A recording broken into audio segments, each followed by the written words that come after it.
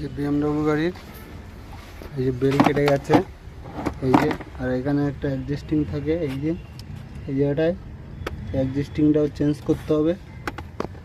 আর এই সার্ভিস, গাড়িটার সার্ভিসও দরকার আছে। এই যে ইঞ্জিন অয়েলটা খারাপ আছে, এই যে পুরো কালো কালো হয়ে গেছে। এই যে কুলেন্টটাও চেঞ্জ করতে হবে। এই যে কুলেন্টটাও চেঞ্জ করতে হবে। এবার আসি আমি গাড়ির ডিস্কে। ডিস্কটা পুরো একদম দাগ হয়ে গেছে, এই যে এই যে। আর সাসপেনশনের খুব অবস্থা খারাপ। এই দেখো সকালের তেল বেরিয়ে গেছে।